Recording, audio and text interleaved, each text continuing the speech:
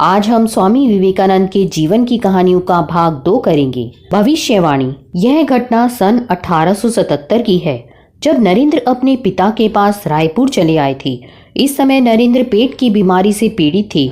उन दिनों रायपुर में कोई शिक्षा सदन नहीं था, जिस कारण विश्वनाथ स्वयं अपने पुत्र को पढ़ाते थे। वहां रहकर नरेंद्र के स्वास्थ्य में सुधार होने लगा था। नरेंद्र के चरित्र का वास्तविक निर्माण रायपुर में हुआ। विश्वनाथ उन दिनों अवकाश पर थे, अतः अपने पुत्र को पूरा समय दे पाते थे। पाठ्य पुस्तकों के अतिरिक्त नरेंद्र ने इतिहास, दर्शन तथा साहित्य संबंधी पुस्तकों को भी पढ़ना शुरू कर दिया था। उनकी स्मरण शक्ति तो तीव्र थी ही, उन्होंने शीघ्र ही बंगला साहित्य भी पढ़ लिया था। विश्वनाथ अपने पुत्र की इस विशेषता पर बड़े अचंभित होते थे।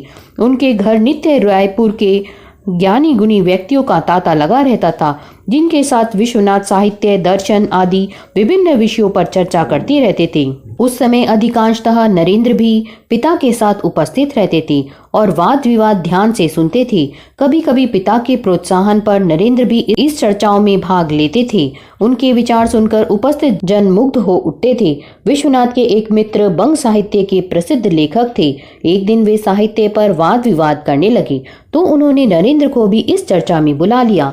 नरेंद्र ने जब बंग साहित्य पर उनसे चर्चा आरंभ की और प्रसिद्ध लेखकों की तर्क संगत आलोचना की, तो वे चकित रह गए और बोले, तुम अवश्य ही बंग भाषा को गौरवान्वित करोगे। उनकी यह भविष्यवाणी आगे चलकर सत्य सिद्ध हुई।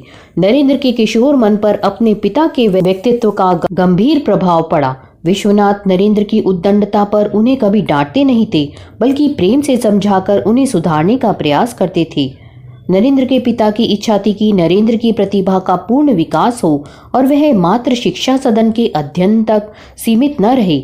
विश्वनाथ की ज्ञान गरिमा, उदारता तथा दूसरों के दुख में दुखी हो उठना, इन सभी बातों ने नरेंद्र पर गहरा प्रभाव डाला था। 2 वर्ष रायपुर में रहकर नरेंद्र जब वापस आए, तो उनमें शारीरिक तथा मानसिक रूप से बहुत परिवर्तन आ चुका था। उनका पुनः मेट्रोपॉलिटन में दाखिला हुआ। तब उन्होंने 9वीं और 10वीं की 1 वर्ष में ही तैयारी की। यही नहीं, दोनों कक्षाओं की परीक्षा में उन्होंने प्रथम श्रेणी प्राप्त की। इससे न सिर्फ उनके कुटुंबीजन बल्कि अध्यापक भी बहुत प्रसन्न हुए। अगर आपको ये ऑडियो पसंद आया है तो इसे लाइक करें, अपने फ्रेंड्स के साथ शेयर करें और कमेंट बॉक्स में कमेंट करके बताएं। धन्यवाद।